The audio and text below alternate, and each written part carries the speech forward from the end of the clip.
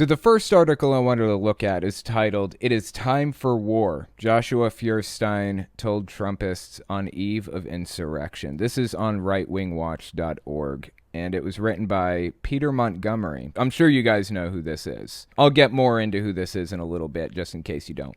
Joshua Feuerstein, a hard-right evangelical online personality, declared at a January 5th pro-Trump rally in Washington, D.C., "It's time for war. Stop the steal." The next day, a violent insurrection at the U.S. Capitol interrupted congressional affirmation of Joe Biden's Electoral College victory and left 5 people dead.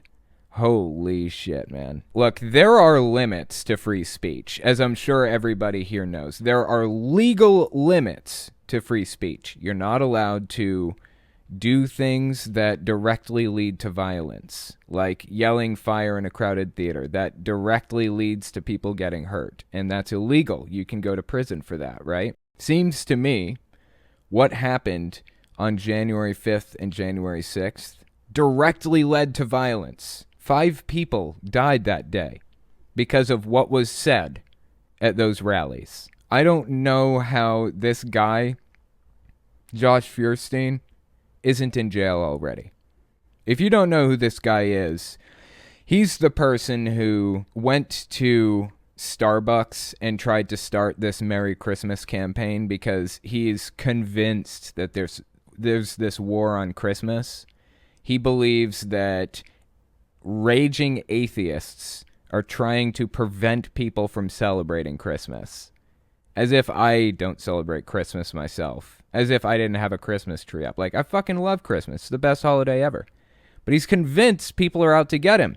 So he goes to Starbucks, right? Starts this campaign where he goes to Starbucks and he tells them, "My name is Merry Christmas." Because they're supposed to write your name on the cup and then call your name when your coffee is ready or whatever. So naturally, trying to stick it to the man, he tells him his name's Merry Christmas so that they have to use the words Merry Christmas. As if anybody told them not to in the first fucking place. Like, give me a break, man. These people are just, I don't know, dude. These people are unhinged from reality. Like, they live in their own weird little world. So that's who Josh Feuerstein is. And as we just read, he was at the January 5th rally leading up to the insurrection. So let's keep reading the article. The rally featured right-wing leaders mixing Christian nationalism, Trumpism, stolen election conspiracy theories, COVID-19 denialism, and threats of violence. Feuerstein was one of several speakers who talked about the Black Robe Regiment, colonial-era preachers who mobilized the men in their congregations to join the war for independence from the British.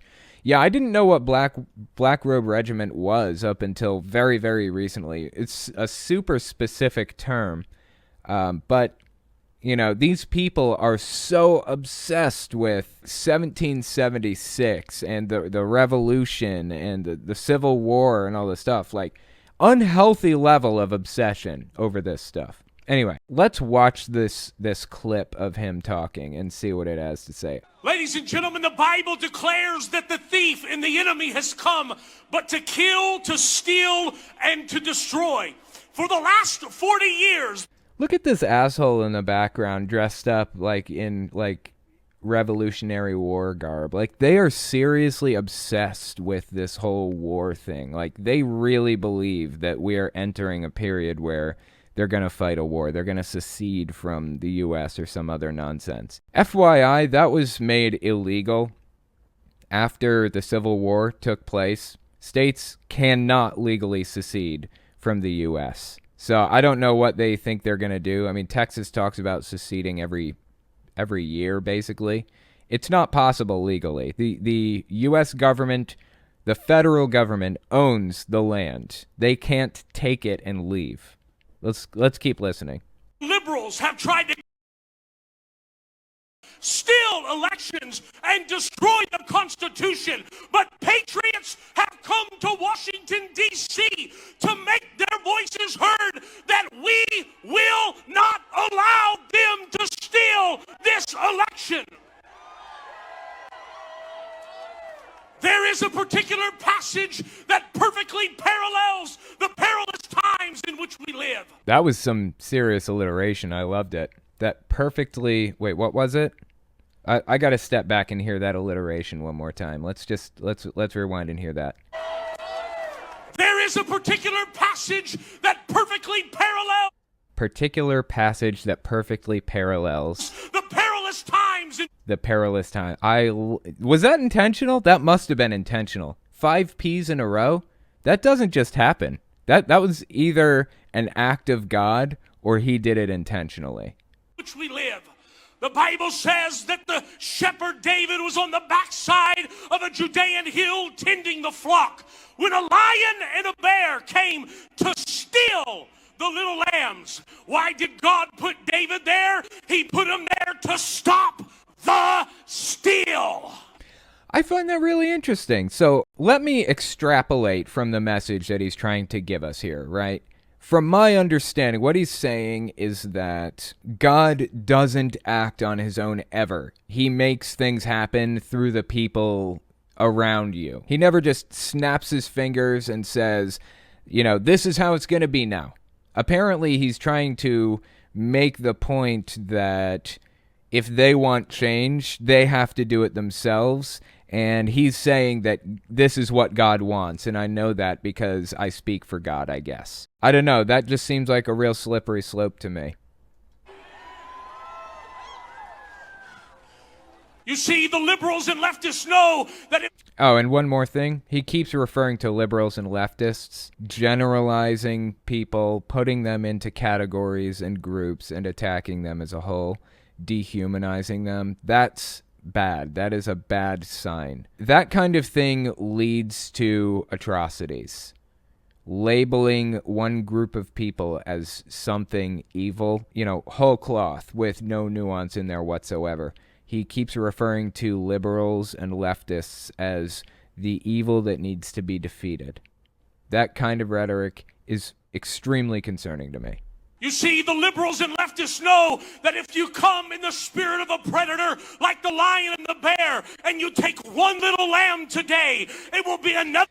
They're depicting themselves as little lambs and liberals as like lions and bears. Isn't that fascinating? Their enemy has to be simultaneously weak and ineffectual and also strong and powerful at the same time. Which is it? Do we control the entire country, or are we weak and feckless and useless? It can only be one. Little lamb tomorrow and another little lamb the next day. But we as the church of the living God are standing up saying we're not just mad at hell, but we're mad as hell. The Bible declares that it was David that defeated the lion and the bear. Unfortunately, today, we don't fight lions and bears. We fight liberals and rhinos. Again, using language, liberals and rhinos. I'm sure you guys probably know this, but in case there's somebody out there that doesn't, a rhino means Republican in name only, rhino. It's somebody who basically doesn't support Trump, pretty much, in this context. Somebody who doesn't agree with me and is also a Republican, just like I am, or claims to be a Republican. But notice the language that he uses here. Fight lions and bears. We fight liberals and rhinos. We fight liberals and rhinos. That type of violent, angry, fighting language is very concerning. And he's targeting specific groups of people. This is genuinely scary. This is genuinely wrong. And I truly believe this guy should be in jail for inciting violence. I feel that he broke the law. And let me speak to Right Side Broadcasting, to every cowardly congressman or limp-wristed, weak-kneed, sissified senator like Ben Sass. Ben Sass, the, I think, congressman, senator for Nebraska is who I think that is. One of very few Republicans, along with Mitt Romney, who spoke out against Donald Trump and said that what he was doing was wrong. And little Mitt Romney. There you go. And son of a Mitch McConnell We say, you cowardly congressmen and sissified senators better stand up tomorrow like shepherds and stop the steal. There was literally nothing they could do. It was out of their hands. Josh Feuerstein, though, he specifically said they need to stand up. I'm assuming he was saying he wanted them to stand up and object. Like I said, it was completely out of their hands at that point. It was purely ceremonial. It had already been counted and given to Biden at that point. There was nothing that even Mike Pence could do. Nothing that he could have done. I close with this thought as I am echoed by patriot preachers and Black Robe Regiment.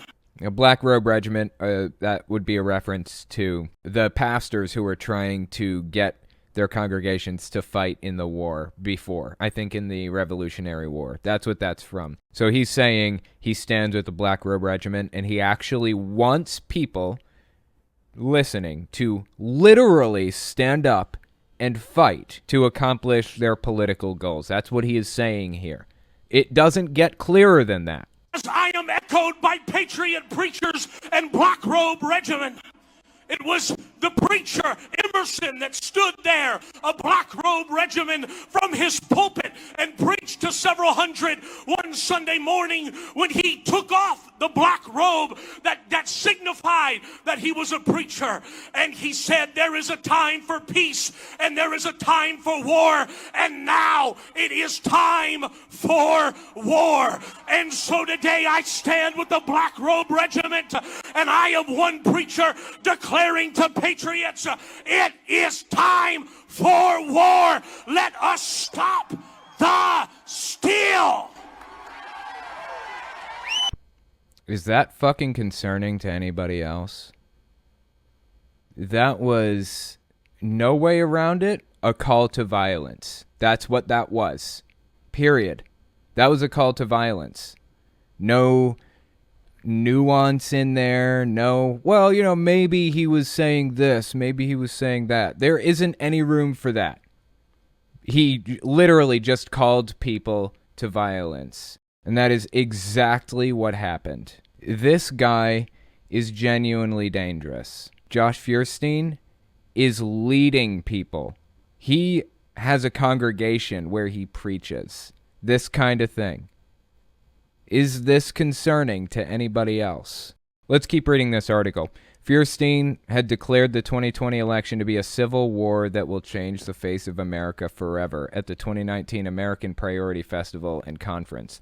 Feuerstein has gained notoriety with online shenanigans, including the claim several years ago that Starbucks holiday season Red Cup was part of a war on Christmas. Yeah, I remember Starbucks just made red cups, because red is kind of a Christmas color, right? So they made red Christmas cups, and he said this is part of the war on Christmas. Instead of having some more clearly marked Christmas cup, they have red, just plain red. It's wrong. His video has been criticized for suggesting violence against providers and... No, he didn't suggest it. I remember. He came out and said it. He said, tonight we're going to get even. Tonight we're going to make these people fear for their lives and stuff like that. Like, outright says it. He should be in prison for inciting violence, in all seriousness. This isn't even the first time he's done it. Like, outright, directly calling for violence. His video has been criticized for suggesting violence against providers and generating death threats against a bakery owner who declined to make a cake with an anti-gay message on it. His Instagram account recently featured posts denouncing Vice President Mike Pence as a Judas and a traitor. In September, after Feuerstein's Facebook account was suspended, he used his wife's account to announce that he was starting a new church, America's Church, in Plano, Texas, that he said would never back down, back up, or be silenced. I actually covered that on my podcast when it came out, his announcement that he was starting a new church. I really feel bad for the people who go to that church and are truly brainwashed in this shit. But you know who I genuinely feel the worst for? Those people's kids.